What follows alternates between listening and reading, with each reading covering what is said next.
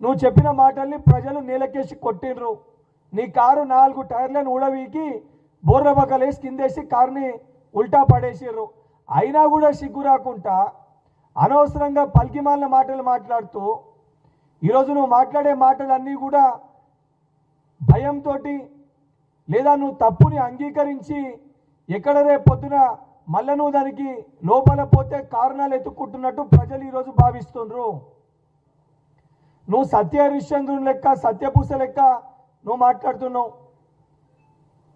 ఇదే నీకు ఎగ్జాంపుల్సే కావాలంటే ఇదే నీ సిరిసిల్ల నియోజకవర్గంలో సిరిసిల్ల జిల్లాలో నాంపల్లిలో నీ బీఆర్ఎస్ పార్టీకి సంబంధించిన మీ టౌన్ అధ్యక్షుడు అదేవిధంగా మీ జిల్లా అధ్యక్షునితో కలిసి ఆ జిల్లాలో నాంపల్లి విలేజ్లో సర్వే నెంబర్ 470, 485, 486, 487, 49 ఈ 5 సర్వే నెంబర్ల సుమారు 20 ఎకరాల భూమి 55 కోట్ల విలువ చేసిన భూమిని ఆ రోజు నువ్వు కేవలం నీకు చిన్న ఎగ్జాంపుల్ చెప్తున్నా, నీ కాన్స్టిట్యున్సీ నీ జిల్లా పరిధిలో మీ బీఆర్ఎస్ పార్టీ టౌన్ అధ్యక్షుడు మీ జిల్లా అధ్యక్షుడు నువ్వు కలిసి 20 ఎకరాలు 55 కోట్ల విలువ చేసే భూమిని కాజేసే ప్రయత్నం చేసినావు.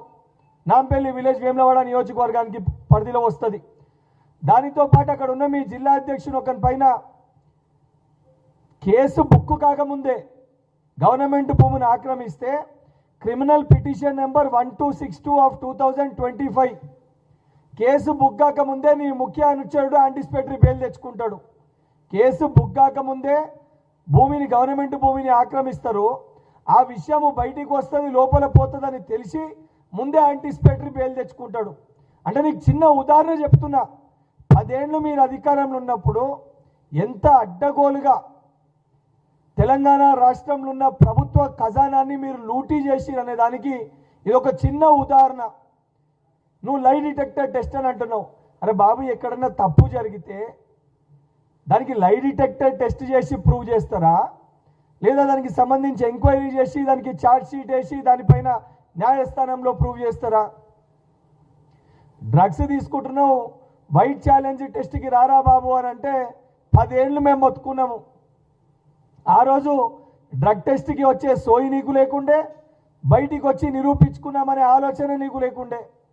ఈరోజు ఏదో నువ్వు బయటికి వచ్చి లై డిటెక్టర్ టెస్ట్కి నేను సిద్ధమని అంటున్నావు. నిజంగా నువ్వు సిద్ధమైతే ప్రెస్ మీట్ పెట్టి నేను 100% ఈ కేసులో ఎవరు నన్ను విచారణకి పిలిచినా సంపూర్ణంగా నేను ఆ విచారణకి సహకరిస్తాను. నేను ఎటువంటి తప్పు చేయలేదు, 100% నేను న్యాయస్థానంలో నన్ను నేను ప్రూవ్ చేసుకుంటా అనే విషయాన్ని నువ్వు చెప్పాలి. అది చెప్పకుండా ముందే తప్పుని అంగీకరించినట్టు బయటనేమో మొదట్లో ఈ విషయం బయటికి రాగానే నేనే చెప్పిన అధికారులకి ఈ ఫార్ములా ఈ కార్ రేసింగ్లో సంపూర్ణ బాధ్యుడిని నేనే, నా ఆదేశాల మేరకే అధికారులు చేసిర్రని చెప్పి బయట ప్రెస్ మీట్లో మాట్లాడుతావు. లోపల పోయినప్పుడు న్యాయస్థానంలో ఏం చెప్తావు? నాకేం సంబంధము, సంబంధించిన అధికారులు ఏదన్నా చేస్తే అధికారులు చూసుకోవాలి, అది కరెక్టో రాంగో, ప్రొసీజర్ ల్యాబ్స్కి నాకేం సంబంధం అని లోపల ఒక మాట చెప్తావు. అరే నీకే సోయి లేకుండా ప్రజలకు ఒక మాట చెప్తున్నావు, బయట లోపల పోయి ఇంకొక మాట చెప్తున్నావు. నిజంగా నీకు చిత్తశుద్ధి బాధ్యత ఉంటే ధైర్యంగా బయటికి వచ్చి అవును ఈ ఫార్ములా కార్ రేసింగ్లో నేనే అధికారులను ఆదేశించిన, ఈ ప్రొసీజర్ ఫాలో కమ్మని నేనే ఆదేశించిన, 100% ఈ ప్రొసీజర్ కరెక్ట్, ఇది ముఖ్యమంత్రి గారి నోటీస్లో కూడా ఉంది, ఆనాటి ముఖ్యమంత్రి గారి నోటీస్లో కేసీఆర్ గారి నోటీస్లో ఉంది అని తండ్రి కొడుకులు ఇద్దరు ప్రెస్ మీట్లో కలిసి కూర్చొని చెప్పి అవును నా కొడుకు ఆ రోజున్న మంత్రి నాకు చెప్పే ఈ పని చేసిండని చెప్పి అంగీకరించవచ్చు కదా. అంగీకరిస్తే దానికి సంబంధించిన ఏసీబీ విచారణ చేస్తుంది, ఛార్జ్ షీట్ వేస్తుంది, న్యాయస్థానంలో దాన్ని పెడతారు, అది కరెక్టో కాదో ప్రూవ్ అవుతుంది. అవన్నిటినీ పక్కన పెట్టి ఈరోజు ఏదో నీపైన కేసు బుక్ కాగానే నేను అరెస్ట్ చేస్తారనగానే నువ్వేదో తెలంగాణకి నువ్వు ఒక జాతిపిత లెక్క నేను అరెస్ట్ చేస్తే అది ఒక పెద్ద నేరం అన్నట్టు, నువ్వు అసలు మొత్తము రూపాయి తెలంగాణ సొమ్ముని దోచుకోకుండా తెలంగాణ రాష్ట్ర అభివృద్ధి కోసము కుటుంబ సమేతంగా మీరు కృషి చేసినట్టు, మీ పైన చర్యలు తీసుకోవద్దన్నట్టు పిచ్చి పిచ్చి మాటలు మాట్లాడితే తెలంగాణ ప్రజలే రేపు పొద్దున నేను రాళ్లతోటి కొట్టే పరిస్థితి ఏర్పడుతుంది. మళ్ళీ చెప్తున్నా కేటీఆర్, నిన్ను ఈరోజు తెలంగాణ రాష్ట్ర ప్రజలు నిన్ను చూస్తే కనీసం ఎలుక కూడా నీ మాటలకి భయపడి వెళ్ళే పరిస్థితి లేదు. నిన్ను ఈరోజు ఒక పులికేసి లెక్క చూసే పరిస్థితి ఉంది. నువ్వేదో పులి లెక్క గార్జిస్తున్నా, పులి లెక్క మాట్లాడుతున్నా నువ్వు అనుకుంటున్నామో కానీ నిన్నొక్క పులికేసి లెక్క చూసే పరిస్థితి ఈరోజు ఉంది. మళ్ళీ చెప్తున్నా, నిజంగా నీకు చిత్తశుద్ధి బాధ్యత ఉంటే ఈ విషయాలపైన నిన్ను నువ్వు ప్రూవ్ చేసుకొని బయటికి రా. ప్రభుత్వము, ప్రభుత్వ సంస్థలు, పార్టీ, ప్రభుత్వము, సంస్థలు అన్నీ వేరే వేరే. చర్యలు తీసుకునేటి సంబంధించిన సంస్థలు అవకతవకలు జరిగినప్పుడు ఆ సంస్థలో పరిధిలో ఉన్న ప్రొసీజర్ ప్రకారంగా వాళ్ళ డ్యూటీస్ని వారు నిర్వహిస్తారు. ఆ డ్యూటీస్ ప్రకారంగా తప్పు చేసిన వాళ్ళ విషయాలన్నీ కూడా ఆధారాలు చట్టం ముందు, న్యాయస్థానాల ముందు ఏదైతే ఎవిడెన్సెస్ తోటి పెట్టడం జరుగుతుంది. ఆ ఎవిడెన్సెస్ ప్రకారంగా న్యాయస్థానము ఎవరినన్నా నీకు కానీ, నాకు కానీ, కేసీఆర్ గారికి కానీ, లేదా మీ చెల్లెకి కానీ ఎవరికన్నా కూడా చట్టం ఒకటే.